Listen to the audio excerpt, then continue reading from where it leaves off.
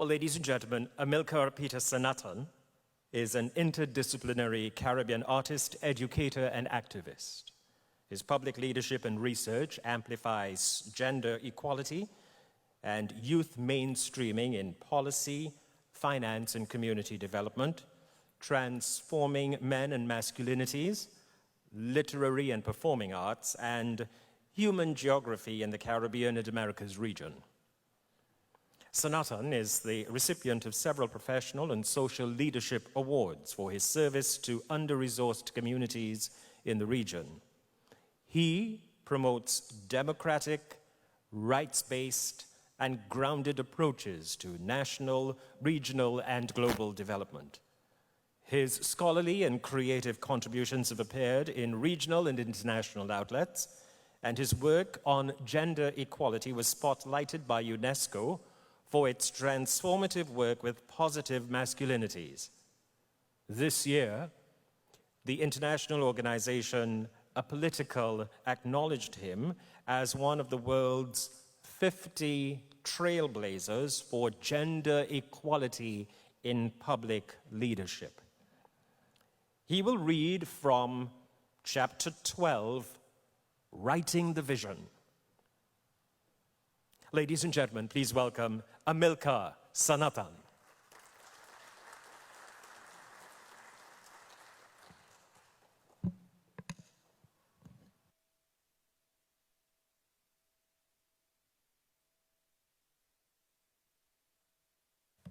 You know, there's gender equality. He didn't offer to hold my hand up the staircase. We have a lot of struggles, my people. Good evening, everyone. Host, Mrs. Hazel Manning, Dr. the Honorable Keith Rowley, Prime Minister of Trinidad and Tobago, Dr. the Honorable Ralph Gonsalves, Prime Minister of St. Vincent and the Grenadines, members of Cabinet, Ministers of State, members of the Diplomatic Corps, Mayor of Port of Spain, the Manning family. My name is Amilcar Sanatan. Oops, I was supposed to record this while I was here, sorry. Young people not good with technology, believe it or not. My name is Amilcar Sanatan. Today, I will read an excerpt of chapter 12, Writing the Vision, which assesses Patrick Manning's tenure as Prime Minister between 2002 and 2007. Professor Bridget Brereton writes about this period as a transformational time in the political development of Trinidad and Tobago. Patrick Manning consolidates his political power in the People's National Movement. There's a second energy boom, and Vision 2020, a multi-sectoral development strategy that involved consultations with wide sections of the population. This vision brought about concrete results in the physical infrastructure and social sector, with remarkable achievements in energy revenues and higher education landscape of Trinidad and Tobago. I think of the French colloquialism, qui vivra verra, he who lives shall see. The legacy of Prime Minister Manning is felt in the physical landscape of Trinidad and Tobago, in this building, in the expansion of a professional middle class benefiting from accessible, quality higher education. Today, there are places and people throughout the Caribbean that repeat Patrick Manning's name for his sustained acts of solidarity and commitment to regional unity. We can learn from his politics, commitment, work ethic, and hard lessons in humility. Chapter 12, Writing the Vision. Manning's government of 2002 to 2007 recorded many impressive achievements in terms of the overall development of the nation.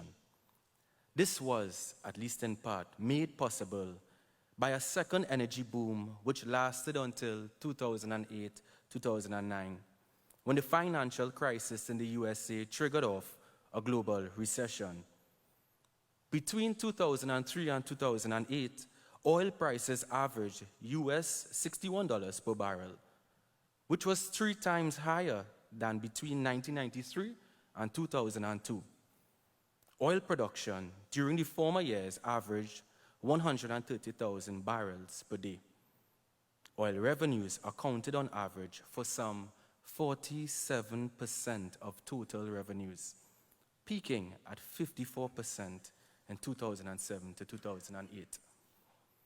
Even more impressive was the growth of the natural gas industry, first pioneered in the 1970s and 1980s in the Williams and Chambers administrations. With Manning's strong support, Ken Julian noted in his 2005 Central Bank lecture that the National Gas Company's profits in 2004 had exceeded the combined total of the nation's two largest conglomerates, and that it had assets of over $13 billion. Julian remarked towards the end of this lecture that Williams would have noted with satisfaction that one of his protégés would have nurtured and led the growth of the national energy sector. Julian hoped it would not take 25 years before someone delivers an address on Patrick Manning and the growth of the national energy sector, a well-deserved tribute from a towering figure in the nation's energy history. Essentially, the fiscal constraints so marked during Manning's first government had disappeared. Foreign exchange reserves rose to over US $10 billion by 2008. Per capita income, US $5,885 in 2002, and around US $16,000 by 2008. Despite large recurrent and capital expenditure in these years, substantial surpluses were achieved.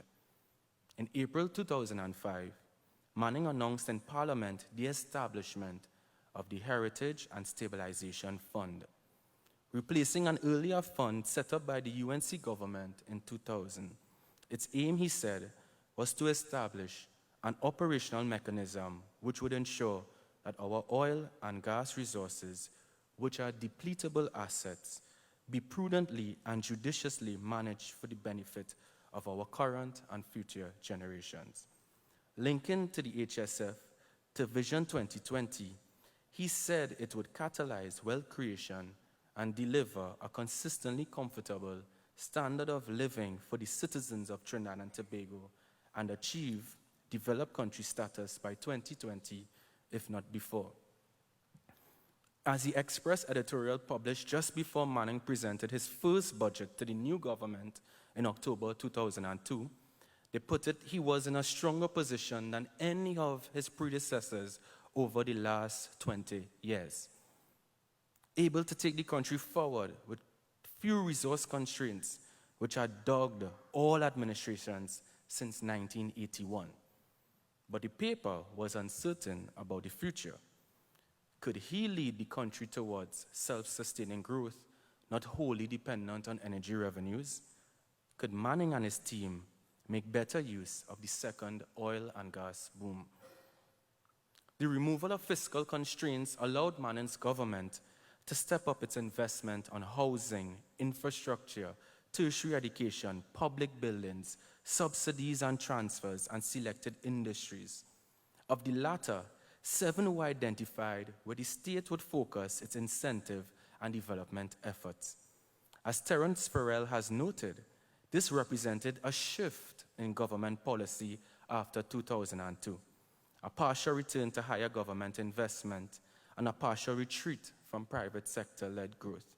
He calculates that government investment in these years amounted to 21% of total investment. Foreign direct investment declined to about 35% of gross capital formation, and private sector investment generally was relatively lower. Nevertheless, it was certainly still significant. There were several major new startups at Point Lisas, financed by CL Financial and several other foreign, regional, and local private investors.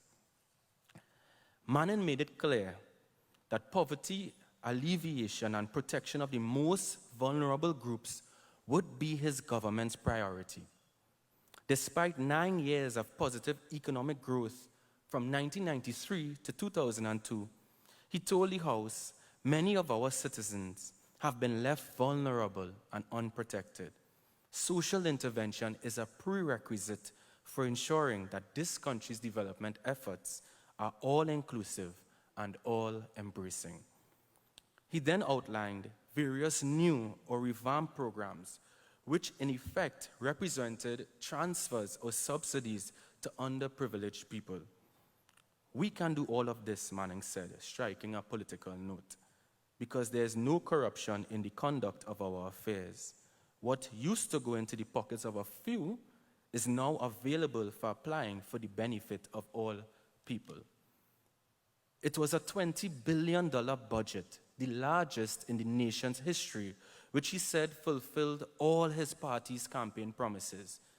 It was especially heavy on social services expenditure.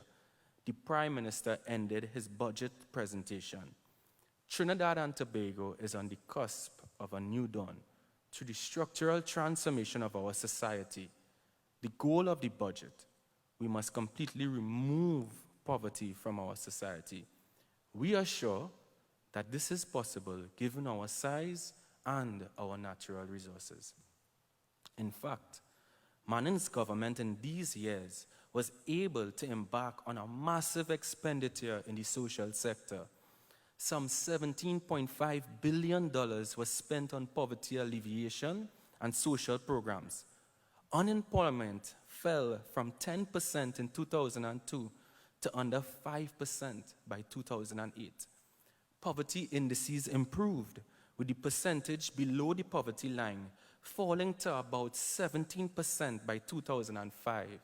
It had been 35% in 1990. The government established the National Entrepreneurship Development Company in 2002 to help people without access to traditional commercial lenders to set up small and medium businesses by providing microfinancing. Income tax was reduced between 2003 to 2006 for individuals and corporations, giving the nation one of the most competitive income tax structures in the world, in Terence Farrell's view. Real wages rose, though only moderately. In addition to the OLA Unemployment Relief Program, URP, Manning's government established the Community-Based Environment Protection and Enhancement Program, which he announced in the October 2002 budget speech. It was a project especially dear to the Prime Minister's heart. Its aim was to empower communities to improve the local environment by employing teams of unemployed and unskilled people. He was anxious to help the many people, especially single mothers, who were struggling to find decent jobs and care for their families. Unlike URP, CPEP was designed to help such people to move away from dependency on government handouts and towards productive self-employment. Small business owners based locally were taken on as contractors in different areas, and the work crews embarked on various community maintenance and beautification projects. Even if CPEP did not fulfill all that Manning had hoped for, the program certainly made a positive difference in the lives of many of the nation's vulnerable people. Driven by Manning's vision to eliminate or reduce poverty, his government embarked on massive expenditure in the social and educational sectors. In health, the Chronic Disease Assistance Program, CDAP, was introduced in 2005, providing free medicine for chronic disease sufferers, including HIV and AIDS. By 2007, some 30,000 people had benefited from it. The Eric Williams Medical Sciences Complex, previously a fee-paying facility, was made free in January 2005, resulting in huge increase in patients. Specialist care, such as heart operations, was available more widely, rising from about 60 each year in 2004 to around 240 in 2007. Education had always been at the heart of the PNM's vision of development. In its earlier years, the focus had been on secondary schools. Now, though universal early childhood care and education was an important thrust in 2002 to 2007, the most spectacular achievement was in tertiary education.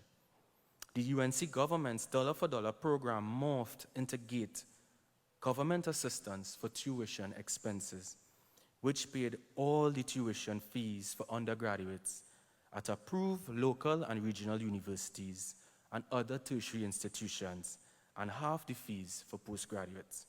Vision 2020. Thank you.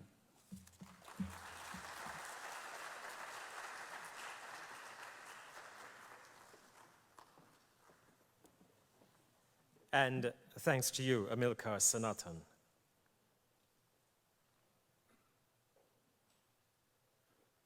Ladies and gentlemen, Dr. the Honorable Ralph Gonzalez